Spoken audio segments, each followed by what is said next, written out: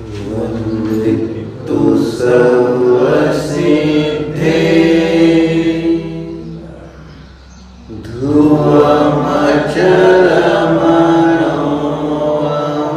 ध्रुवमचलमनोऽमङ्गतिं वदते उच्छामि समयपाहुर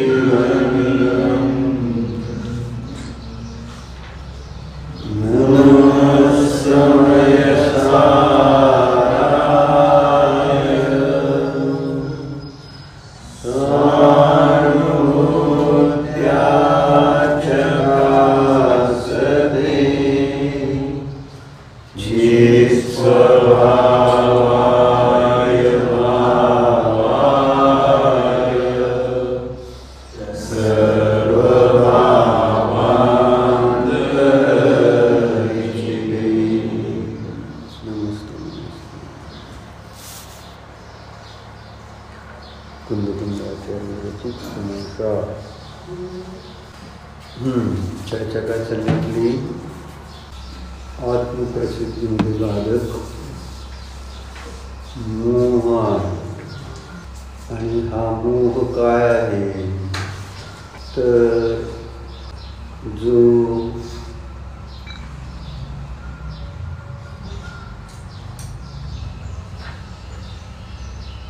इंद्रिय विषय शरीर संसार भोग या संबंधी जो आमचा गैरसमज झालेला आहे त्याचं नाव आहे मोह. गैरसमज, गलतफहमी कशाला म्हणायचं? चुकीची समजूत म्हणजे काय? गैरसमज काय झालेला आहे? गैर म्हणजे जसं आहे तसं नाही, जसं वस्तू आहे तसं सोडून अन्य प्रकारे बुद्धी झाली आहे. त्याचं नाव आहे गैरसमज.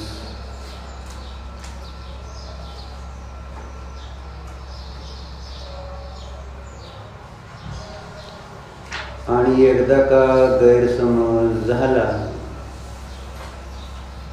की मग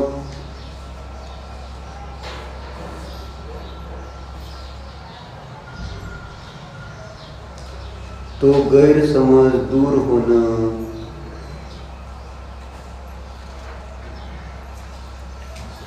अत्यंत कठीण आहे, कठीण.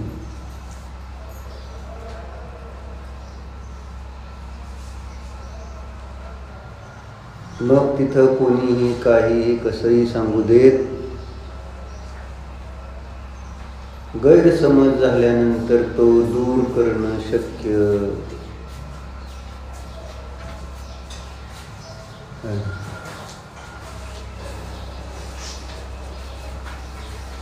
आहे का नाही?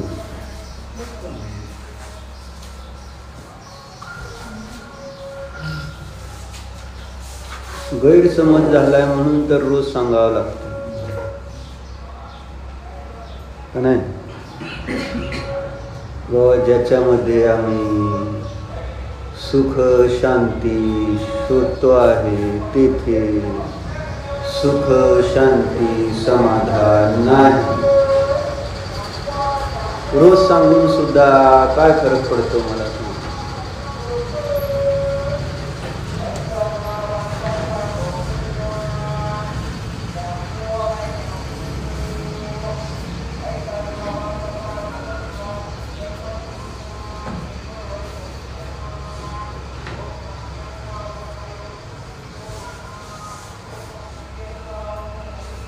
म्हणजे इथं तीन लोकांचे नाथ सर्वज्ञ भगवान.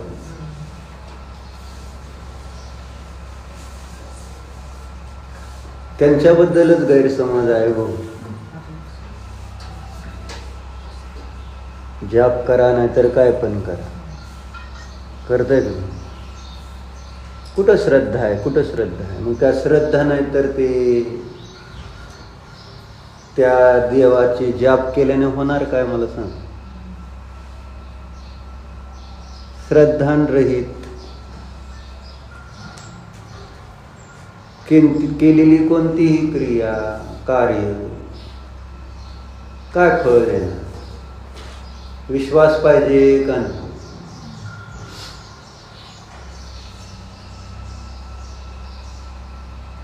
पण काय नाही, सांगितलं म्हणून आम्ही जाप करतो, दर्शन करतो, शास्त्राला येतो. काय श्रद्धान किती?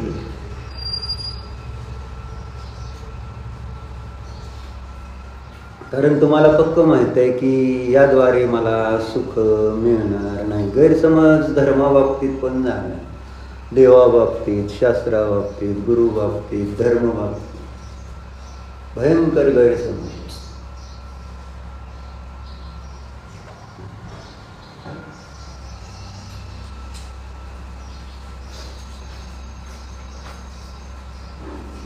आणि गैरसमज होण्याचं कारण काय? गैरसमज का होतो? मीडिएटर कोणी जो असतो मधला, बघितला पण त्या उदाहरणामध्ये कावीळ झाली तर दूध आपल्याला त्याला कसं दिसतंय? दूध गोमूत्रासारखं वाटतं. चांदीचा ग्लास पितळेचा ग्लासासारखा दिसतो. औषध दिलेलं आहे त्या चांदीच्या ग्लासमध्ये, गाईच्या दुधामध्ये. तो रोग दूर होण्यासाठीचं औषध आहे. पण आता त्याला दृष्टीमध्ये दोष. मग चांदीचा ग्लास समोर आहे, गाईचं दूध आहे, पण मान्यता काय? समज काय झाला? समज हेच झाला ना, उलटा समज झालाय. मग ढकलून दिलं की नाही ते औषध, पिलंच नाही, पितच नाही. आणि मग तो रोग जो आहे तो दूर होणार कसा? रोगाचं दुःख तर सहन होत नाही. रोगावरची औषधी दिली तर त्या औषधीबद्दल गैरसमज आहे. मीडिएटर कावीळ रोग मध्ये आपल्या ज्ञानाच्या आणि वस्तू जी जाणली जाते त्याच्यामध्ये कोण असा आहे की ज्यामुळं गैरसमज होता आहे? कोण आहे? इंद्रिय ज्ञान आहे. मोह तर आहे पण मोह समजे ना, मोह म्हणजेच गैरसमज.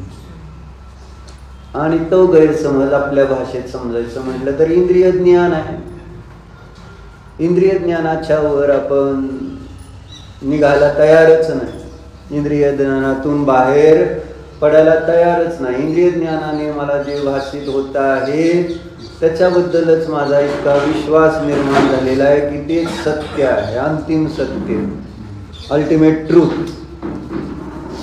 जे इंद्रियाने भाषित होणार आहे ते सर्व आज मला काय भाषित होतं इंद्रियाने आणि माझा कशावर कसा विश्वास आहे बघून घ्या. इथं रोज जरी सांगितलं आत्मा आहात, जीव आहात है ना, पण गैरसमज दूर होतोय का? तुम्ही जीव आहात म्हटलं म्हणून तुम्हाला असं वाटतंय का खरोखर मी तर जीव आहे? सगळ्या प्रकारे जीवाला कोण सांगितलं? आगम भाषा आहे, अध्यात्म भाषा आहे, युक्ती वापरल्या गेल्या आणि समजावून सांगितलं गेलंय की बाबा तुम्ही जीव आहात, जीव सोडून अन्य काही नाही आहात. याच्यावर विचार केला तरच आपल्याला त्याची प्रतीती श्रद्धा होणार आहे. विचार न करणाऱ्याला काय, ऐकून काय फरक पडणार? चाललंय काहीतरी चाललंय आणि रोजच आहे कुठं बघू काहीतरी एखादी गोष्ट आली तर देऊ लक्ष, नाही तर चाललंय की काय आम्ही ऐकतोच की रोज जीव आहे जीव काय त्याने काय जीव आहे असं ऐकून करायचं काय. आता आम्हाला ते परिचित झाले, माहिती झाले, शास्त्राला आल्यावर काय ऐकायचंय आपण जीव आहोत. आणि मग ते ऐकण्यामध्ये आपल्याला रस किती राहिला आता, तुम्ही आम्ही जीव आहोत हे ऐकण्यात किती रस राहिला. नवीन काहीतरी सांगा, वेगळं काहीतरी सांगा. जीव आहे आम्हाला कळलं की जीव आहे, कळलं.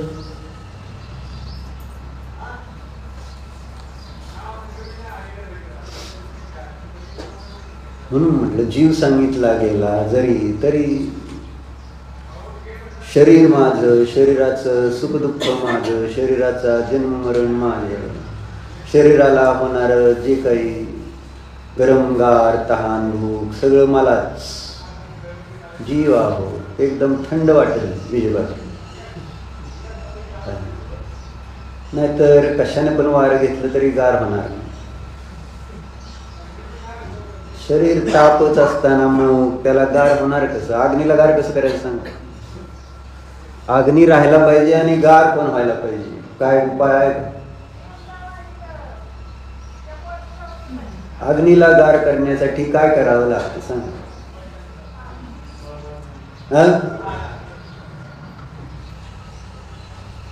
आणि जो तो काम करेल अग्नीला गार करण्याचा विचार करेल त्याला शहाणा म्हणायचा येडा. आपल्याला कळतंय अग्नी त्याचा स्वभाव उष्णता आणि त्या उष्ण स्वभाव असताना त्याला गार करण्याचा जो विचार, तो प्रयत्न,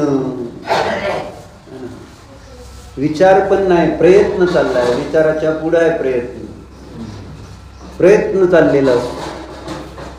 कसं थंड होईल, कसं थंड होईल. अनेक उपाय केले, पाणी टाकलं तर काय होईल, गार करायचं तर विजून म्हणजे त्याचं अस्तित्व राहणार नाही. झाला का अग्नी गार कुठं झालाय, तो राहिलाच नाही तर गारचं काय समज.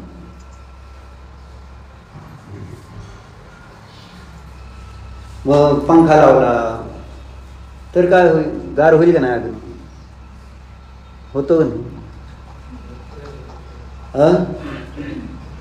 एकतर जास्त भडकेल, वारा घालून भडकवलं अथवा जास्त जोरात असलं तर परत विझून जाईल. दोनच काम. पण अग्नी गार होईल का मला सांग. फ्रीज मध्ये ठेवा बघा काय होते, होईल का नाही. मग अर्थ काय, याचा अर्थ काय.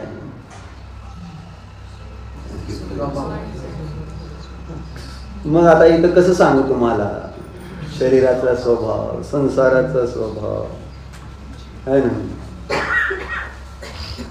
तुम्हाला किती कसं सांगितलं, रेशमी साडी चांगली नसते सांगितलं ना सगळ्यांना.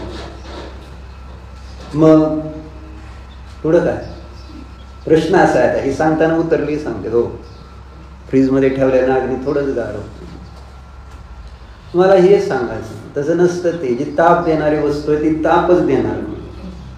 त्याला कोणत्याही प्रकारे तुम्ही एसी लावा नाहीतर हीटर लावा,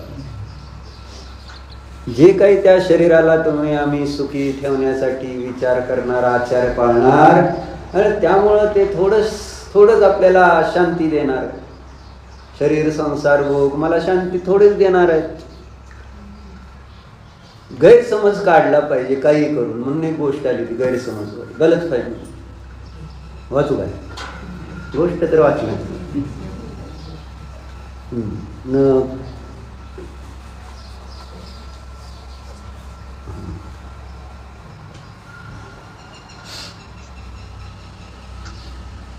हाँ.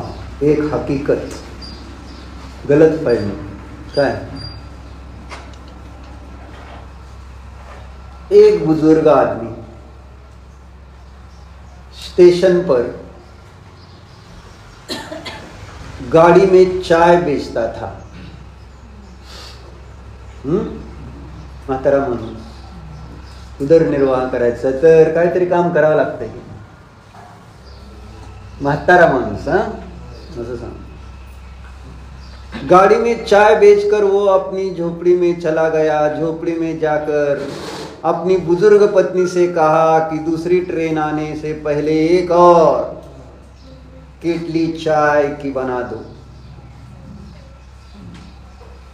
अजून एक केटली चहा.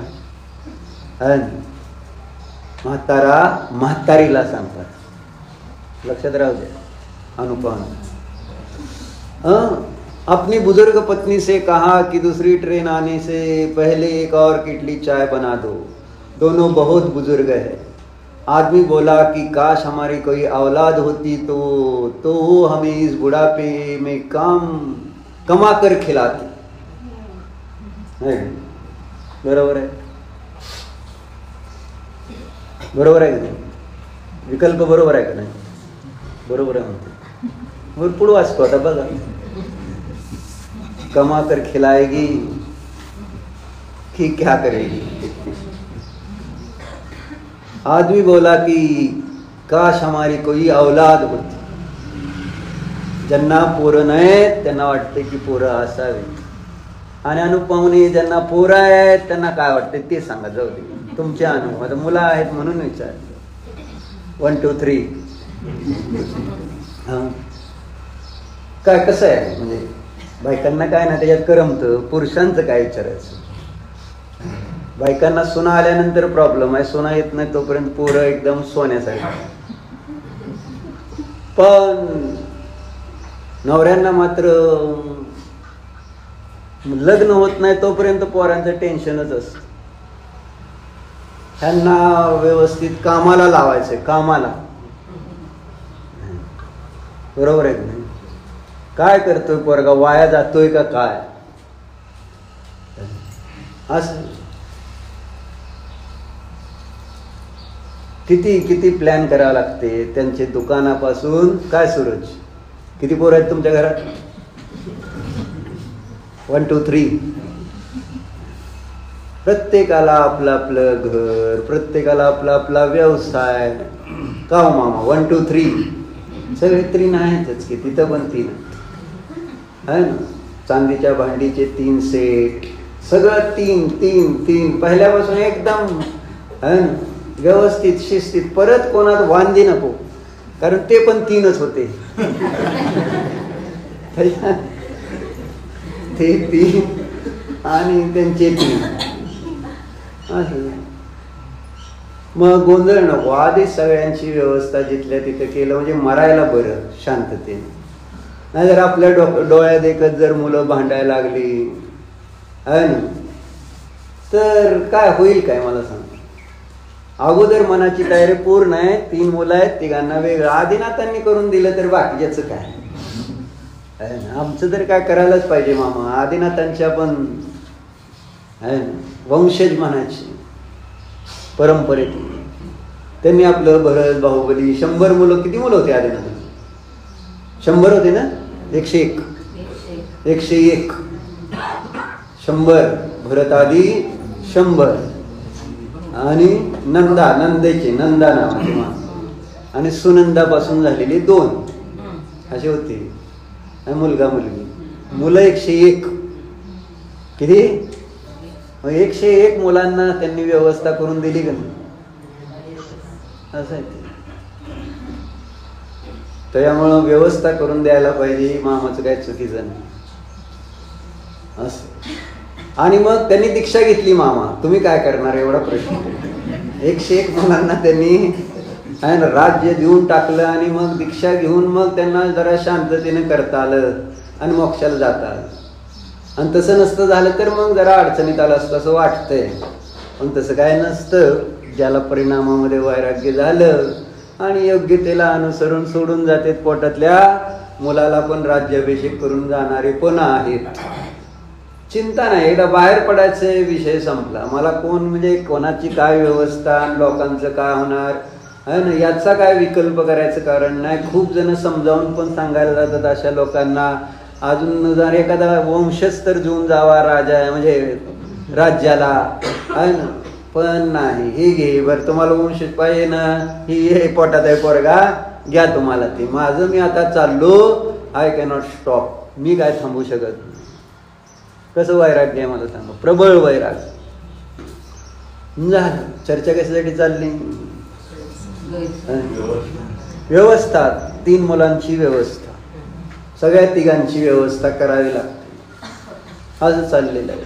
म्हणून म्हटलं मुलं आहेत तर सुख का दुःख, आणि मुलं नाहीत तर सुख का दुःख.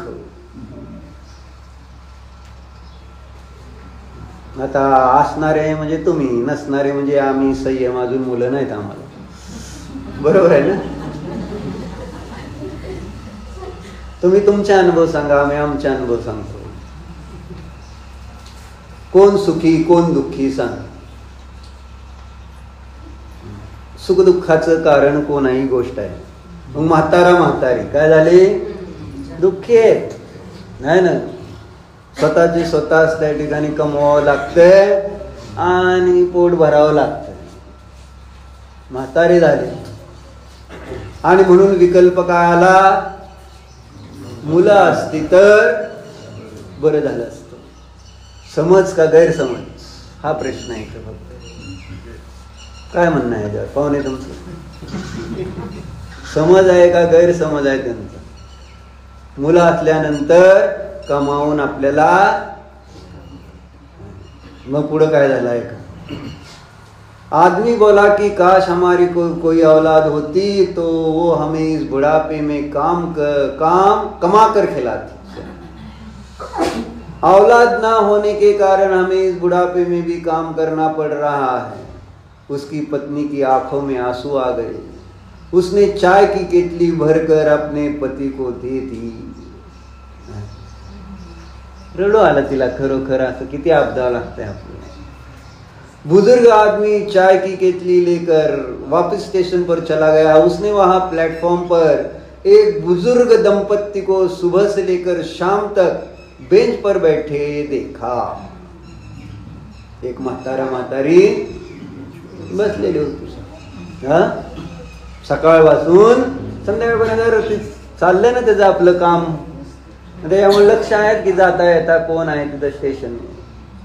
हो, एक म्हातारी काय स्टेशनवर बसलेली आहे. म्हणजे संध्याकाळी तिथं बसलेले असतात की बाकड्यावर. बुजुर्ग कोण आहे? त्यांच्याबरोबर फिरायला जायचं म्हटलं तरी अडचण आहे का नाही ना? मला नाही म्हणतो ते. मित्र आलाय आणि तुमच्याबरोबर फिरायचे तुम्हाला बरोबर, आणि त्यावेळेस पप्पा आहेत आणि मग त्यांच्याबरोबर हळू फिरायचे. काय करायचं? काय नाही करायचं, हळूहळूच फिरायचं. बर, चांगलं. मग बुजुर्ग आदमी चाय की केटली लेकर वापस स्टेशन पर गया. उसने वहां प्लेटफॉर्म पर एक बुजुर्ग दंपत्ति को सुबह से लेकर शाम तक बेंच पर बैठे देखा. वो दोनों किसी भी गाड़ी में चढ़ नहीं रहे थे. कोणत्याच गाडीत, गाड्या कितीतरी आल्या गेल्या, पण काय गाडीत कोणत्या बसनात. काय भानगड आहे? तब वो चाय वाला बुजुर्ग उन दोनों के पास गया और उनसे पूछने लगा कि आपको कौन सी गाड़ी से जाना है. माहिती नसेल त्यांना, नवीन असतील म्हणून अजून अशा गाड्या आल्या गेल्या कळलं नाही. कोणत्या गाडीने जायचंय तुम्हाला असा प्रश्न. मैं आपको बता दूंगा कि आपकी गाड़ी कब और कहां जाएगी. तब वो बुजुर्ग दंपत्ति बोले कि हमें कहीं नहीं जाना है. हम कुठं जायचं नाही. मग इथं काय आलाय सांगते. हमें हमारे छोटे बेटे ने यहाँ एक चिट्ठी देकर भेजा है और कहा है कि हमारा बड़ा बेटा हमें लेने स्टेशन आएगा. है खरी गोष्ट तुम्हाला सगळी. बारक्या पोरानं पाठवले चिठ्ठी देऊन. मोठा पोरगा येईल आणि बागवान, तुम्हाला मध्ये बागवान तेच ह्याच्याकडे जाऊ का त्याच्याकडे जाऊ म्हटलं, हिच्या हातचं खाऊ का तिच्या हातचं खाऊ, अशी अडचणी लिपते. हिला खाऊ घालू का तिला खाऊ घालू का, हिच्या हातचं खाऊ का तिच्या हातचं, अशा अडचणी है ना. मग और अगर यह बेटा ना पहुंचे तो इस चिट्ठी में जो पता है वहां आप पहुंच जाना है, असं त्याच्यावर लिहिलं, सांगितलं त्यांनी. मुलानं पाठवलं, तुझा भाऊ म्हणजे तुमचा मोठा भाऊ येईल म्हटले, माझा त्यांचा मोठा पोरगा, आणि घेऊन जाईल तुम्हाला. ठीक. आणि जर नाही आला तर तिथं एक ऍड्रेस दिला, तेवढं तिथं पोस्ट करायचं. मग हमें तो पढ़ना लिखना आता नहीं है. त्या म्हातारीला वाचता लिहिता येत नाही. आप हमें बस ये चिट्ठी पढ़कर ये बता दो कि यह पता कहाँ का है, ताकि हम लोग अपने बड़े बेटे के पास पहुंच जाए. तेवढं सांगा. चाय वाले ने जब वो चिट्ठी पढ़ी वो वही जमीन पर गिर पड़ा. उस चिट्ठी में लिखा था कि ये मेरे माता पिता है, जो इस चिट्ठी को पढ़े वो इनको पास के किसी वृद्धाश्रम में छोड़ आए.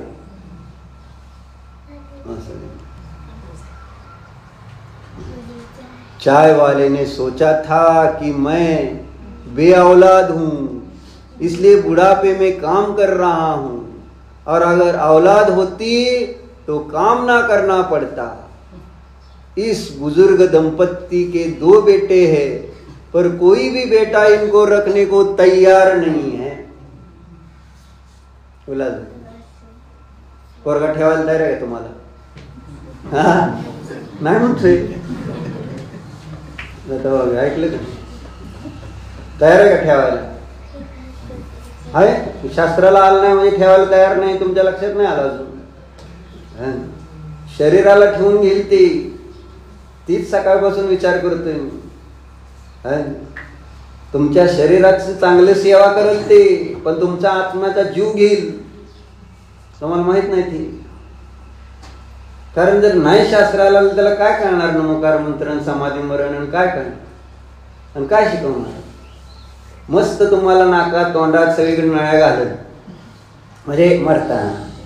डॉक्टर किती बी खर्च होऊ द्या, पण ह्या म्हातारा मातीला त्रास झाला पाहिजे. त्यांना मारायचं असतं, त्यांना त्रास भयंकर होत असतो. वाचलं नको नळ्या नाकात घालत, आणि डॉक्टर कुठं कुठं नळ्या घालते तुम्हाला माहिती आता का नाही.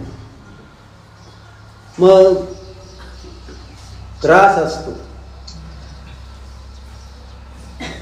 मुलांना सांगितलं पण जातं अशा अनेक वेळेस, जे धार्मिक असतील ते, की आम्हाला दवाखान्यात नेऊ नका, आहे ना. ज्यांनी थोडासा अभ्यास केला, वाचलंय, त्यांनी सांगितलेलं असतं. पण आजूबाजूचे नातेवाईक आणि तो स्वतः जर ज्ञानी नसेल तर सगळेजण काय मिळून ठरवते, ह्यांना त्यांचं समाधी मरण नाही, कुणालाही मरू द्यायचं नाही. मोही जीवाचं असं कार्य म्हणायला त्या ठिकाणी ही मुलं आपली म्हणतो आपण. आपल्याला असं वाटतं की आपल्या आहे ना, आपण आमच्या वडिलावर लय प्रेम आहे का नाही. केवल हा दादावर प्रेम आहे का नाही. आणि दादाचं तर गाडी पुस म्हटलं तर ऐकत नाही तू. आणि कशाचं प्रेम आहे, माती. आता मी नसतो पुसत, नाही आता नाही हे करत, काय काय ऐकतो तू दादाच. हा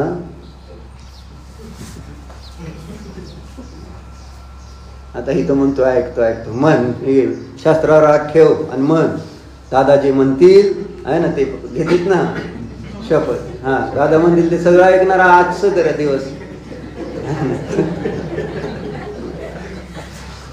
काय म्हणतो आता बघ, त्याने हात ठेवलाय, मान म्हणतोय ते सगळं ऐकतो. दादा म्हणते रोज शास्त्राला सकाळी लवकर ये, लवकर उठ. असं दादा चांगल्या चांगल्या गोष्टी, दुकानात बसू नको, पुण्याला जाऊ नको, म्हटलं मन रे एकदा पुण्याला जाऊन बघू काय आहे. हा ऐकणार ना? नको जाऊ म्हटले तर जाणार नाही ना? आत्ता शास्त्राला आठ ठेवतात आत्ता. सगळीकडे डेमो दाखवावा लागतो त्याच्याशिवाय सरळ सरळ लाभाड बोलतोय लागा तू. म्हणून इथं चर्चा काय आली तेव्हा ही सगळी चर्चा वाचली त्याने चिठ्ठीतली तर काय विचार काय करत होता. आपल्याला मुलं असती तर पैसे कमवून देतील आणि आपण सुखाने राहायचं. बरोबर असं मग तो विचार करत होता असा. हम बुजुर्ग इस बुजुर्ग दंपत्ति के 2 बेटे हैं पर कोई भी बेटा इनको रखने को तैयार नहीं है. सुख या दुख औलाद से नहीं मिलता. हाँ समज काय? समज काय? आता तुम्ही सांगा काय वाटतं तुम्हाला? लग्न झाल्यावर मुलं पाहिजेत का नको?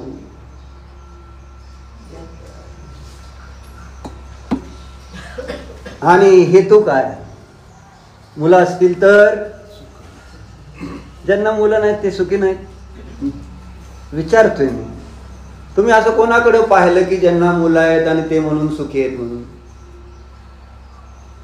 पण समज सगळ्यांनी एकमेकाकडे बघत राहायचं. त्याला एवढी मुलं आहेत, त्यांना एवढी मुलं आहेत, त्यांचं बरं आहे बरं आहे.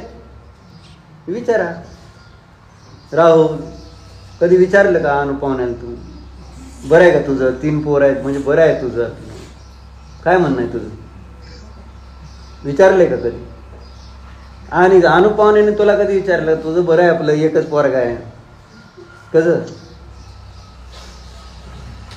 म्हणून इथं सांगते पोरं असणं नसणं याच्याशी सुखदुःखाचा संबंध नाही. पण गैरसमज मला हे सांगायचं तू चर्चा आपली गैरसमजापासून चालू झाली. ती गैरसमज कसा आहे आमचा आणि तो गैरसमज काही केल्या दूर होत नाही. इधर रोज अपन ऐकतोय आणि वाचतोय सुख या दुख औलाद नहीं, औलाद से नहीं मिलता. सुख दुख तो अपने कर्मों के अनुसार मिलता है. न कोई औलाद सुख देती है न कोई औलाद दुख देती है. अगर आप के कर्म अच्छे हैं तो आप अकेले बैठे भी खुश रह सकते हो और अगर आपके कर्म बुरे हैं तो आप राजगद्दी पर बैठकर भी दुखी रहोगे. सुख और दुख का औलाद से कोई कनेक्शन नहीं है. ये हमारी गलत फहमी है. क्या समझे? चिंतन करते रहो. कळलं? काय समजलं?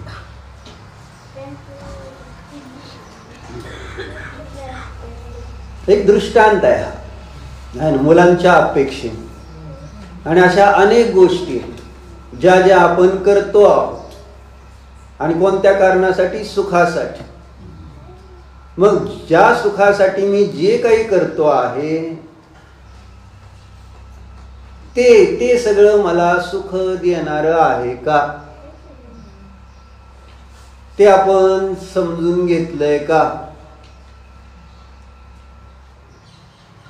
सुखासाठी मी अजून पण काय करतो? आज पण मला सुखासाठी कारण काय भासित होते? म्हणून म्हणलं गैरसमज किती मोठा आहे.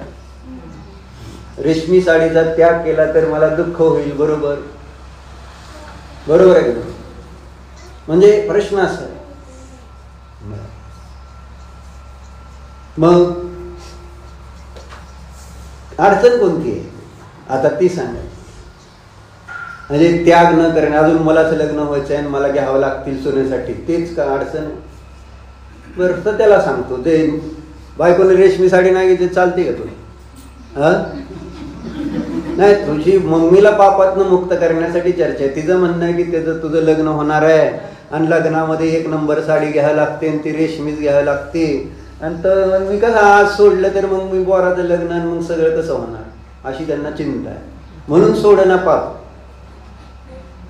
काय म्हणणं आहे? नसलं तर चालतंय. बरं ही झालं आता काय करा नाही म्हणजे ह्या कारणाला तुम्ही, ज्या कारणाच्या पाठीमागे आपण लपत असतो, आपली पाप त्या ठिकाणी पुष्ट करत असतो की या कारणासाठी हे करावं लागतंय, त्या कारणासाठी, कोणत्या कारणासाठी पाप करावं लागतं सांगा. की ते केलं नाही तर चालणार नाही असं एखादं काम सांगा का. म्हणजे मोठा गैरसमज आहे.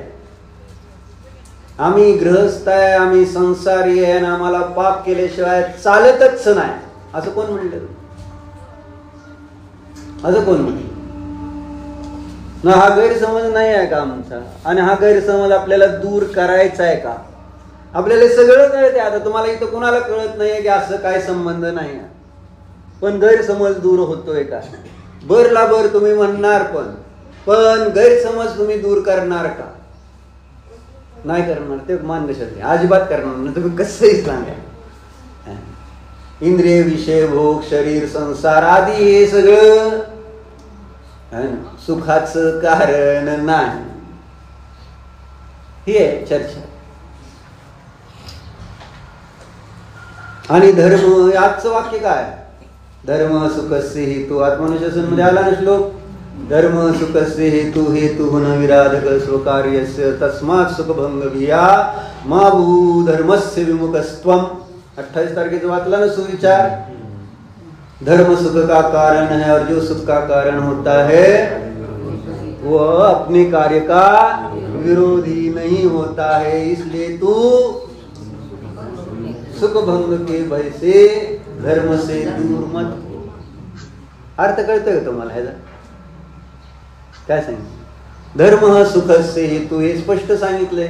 सुरुवातीला किती श्लोक आले आत्मानुशासन? प्रत्येक श्लोकामध्ये त्यांनी तेच सांगितलंय. नवे शास्त्राला आला, मंदिरात गेला, एकच गोष्ट, आणि सगळीकडे कुठं संसारात गेला तरी सगळेजण हेच सांगतायत, धर्माचा सुखाबरोबर संबंध आहे आणि अधर्माचा दुःखाबरोबर संबंध आहे. हेच आपल्याला सगळीकडे ऐकायला वाचायला मिळतंय, पाहायला पण तेच मिळतंय. मग असं असताना सुद्धा गैरसमज दूर झालाय का? किंवा धर्म सुखाचं कारण आहे याचे संबंध गैरसमज आहे की नाही? धर्म सुख देत नाही हेच वाटतंय मला. संयम, नियम, व्रत मला सुख नाही दुःख देतात हेच मला वाटतं. व्रत नियम काय करते? सुख का दुःख देते? शास्त्र, स्वाध्याय, ज्ञान, ध्यान सुख देतं का दुःख देतं? हे सांगतो. छोटा आहे ना अजून, त्यामुळे निरागस आहे. त्याला काय आता कळते का? त्याला काय कळतं का? कशात सुख आहे तुला कळते का? कशात? होय का?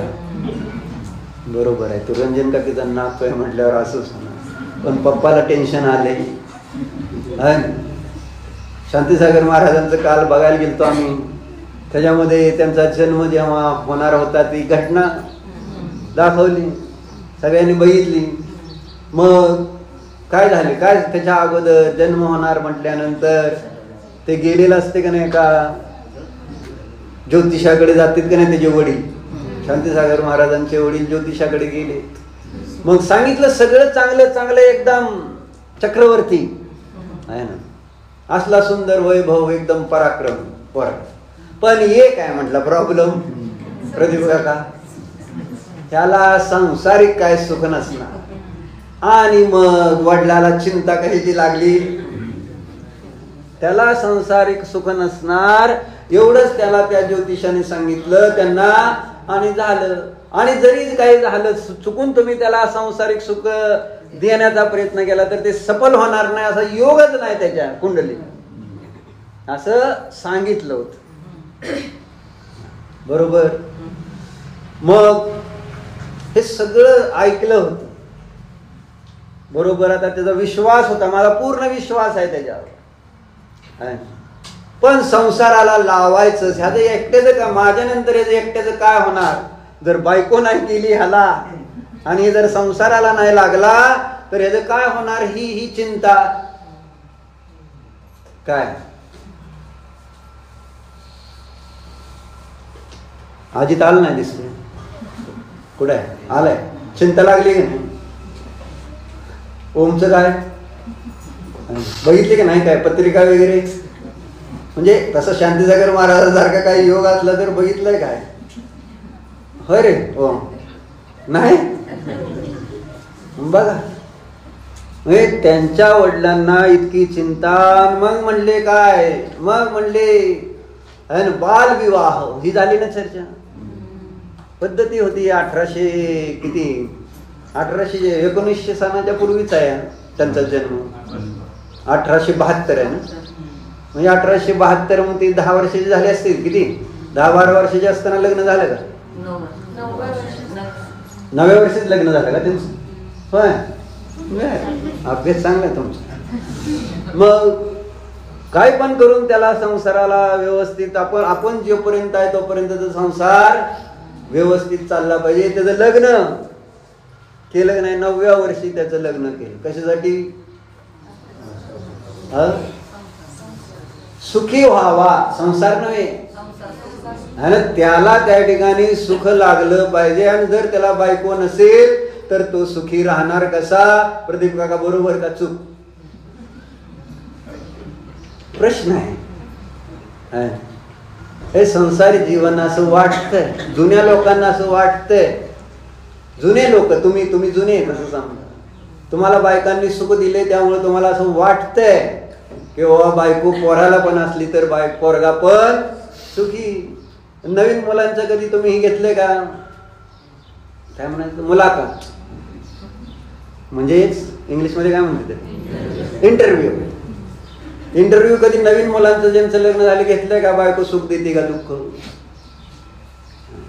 म्हणजे जुन्या लोकांचे असे समज असतात की पोरगा लग्न, बायको सुख देते असं एक समज असतो. जेवायला खायला प्यायला सगळं वेळ होत असं. त्यामुळं मग सुख लागतं असं समजलं जातं. पण हा समज का गैरसमज? झालं काय? ती पत्नी जे जायचं नाही, योग नाही कुंडलीमध्ये म्हटल्यानंतर ती मरायची. ती 2 वर्षात मरून पण झालं. ती 7 वर्षाचीच असेल. किती? ही 9 वर्षाची म्हटल्यावर ती 7 वर्षाची झालं. 9 वर्षाची असताना ती पण मी.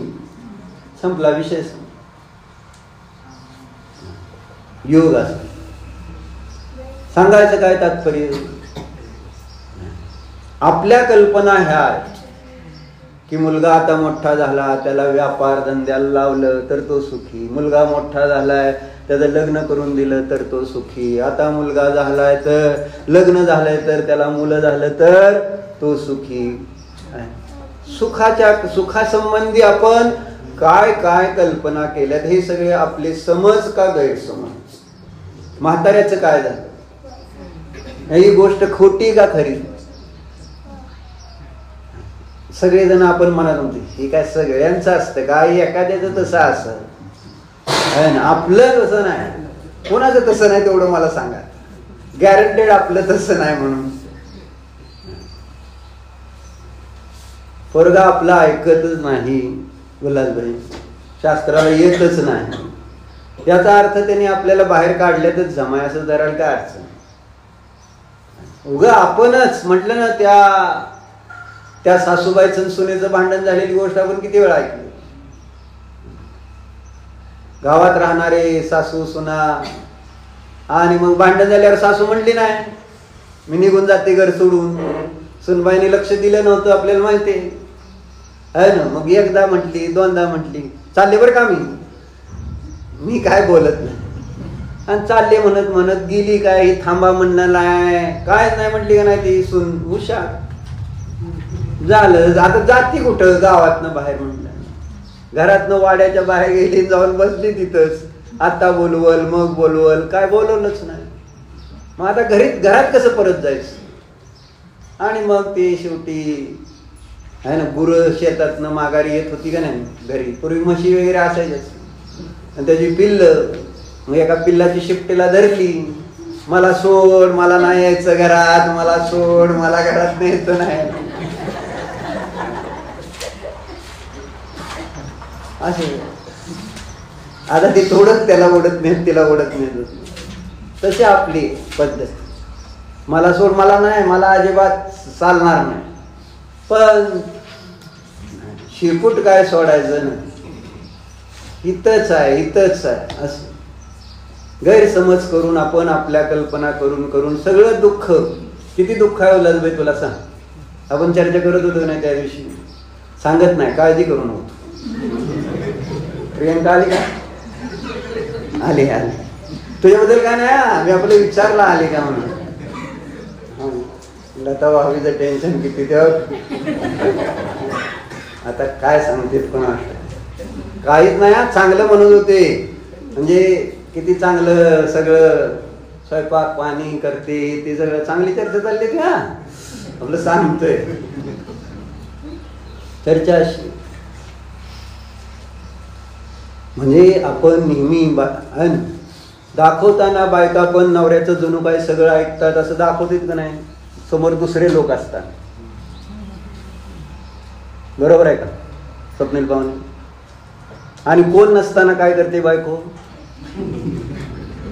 समज, लोकांचा समज होतो किती आहे ना. एक नेहमी एक दुसऱ्याला म्हणून बघून तुम्ही काय बघता, किती ह्याची बायको आज्ञाकारी आहे, काय म्हणाल ते असं वाटतंय का नाही.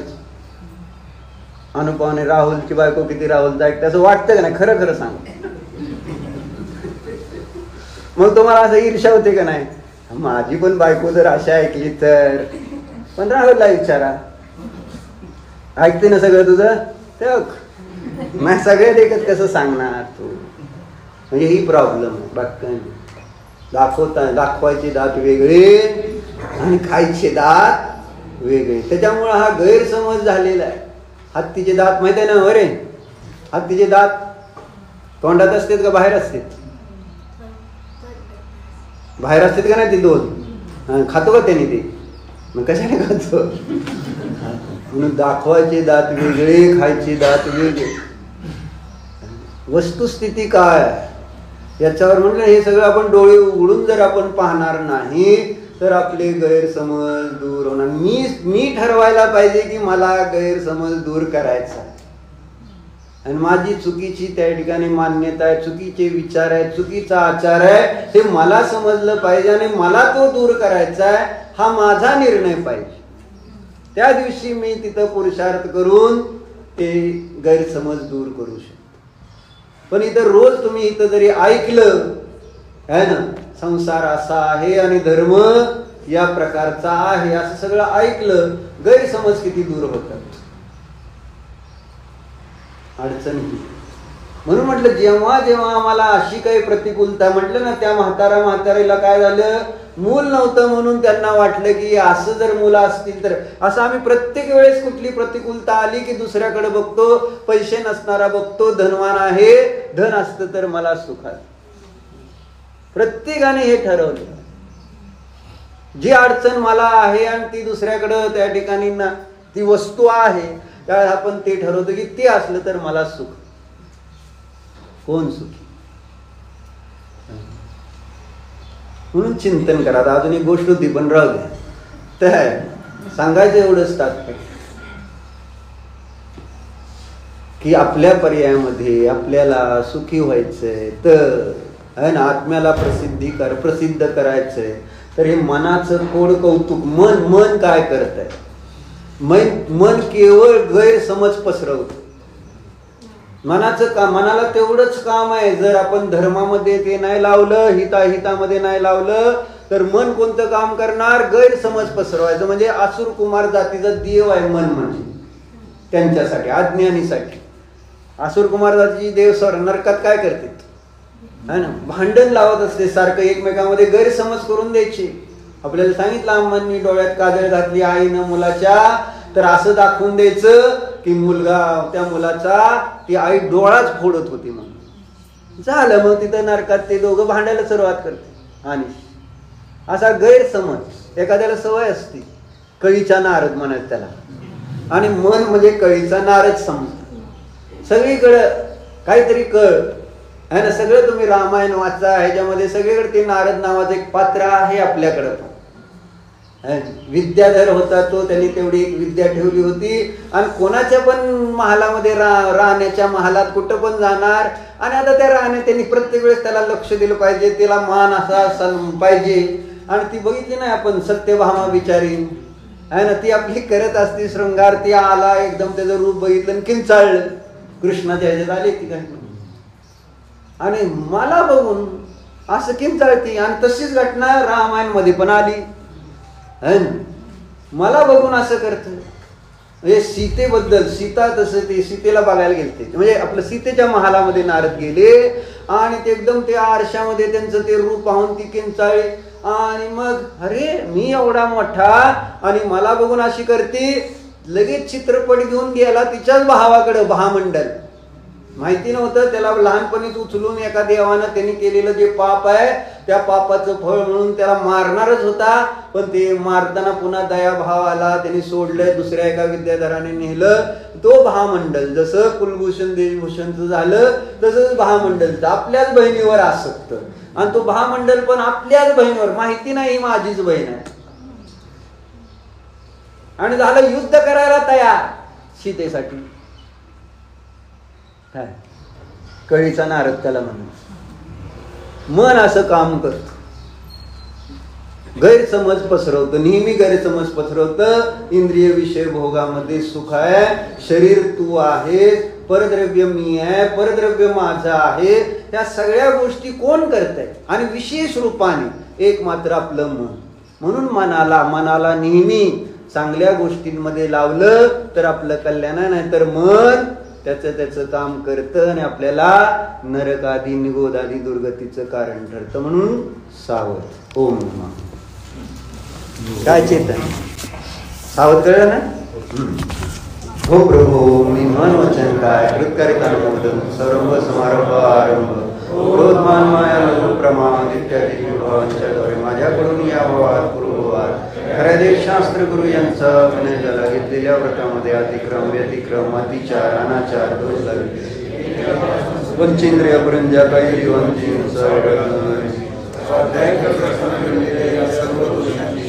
पश्चाताप व्यक्त करून क्षमा मागतो. हे माझे सर्व दोष मिथ्या हो, मी माझ्यामध्ये राहू. या सर्व दोषांची मी प्रायश्चित्त मागतो.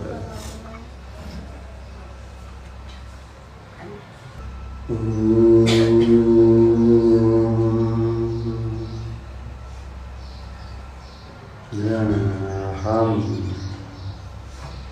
शरीर नाही. शरीराच्या अवस्था माझ्या नाही. मी लहान नाही, मोठा नाही. मी काळा नाही, गोरा नाही. मी सुंदर नाही, मी कुरूप नाही. मी तर एक जीव आहे, शरीरापासून भिन्न आहे. ज्ञानदर्शन स्वभावीच आहे, अशरीरीच आहे. माझा आनंद या माझ्याच स्वरूपामध्ये आहे. शरीर संसार भोगामध्ये माझा आनंद नाहीच.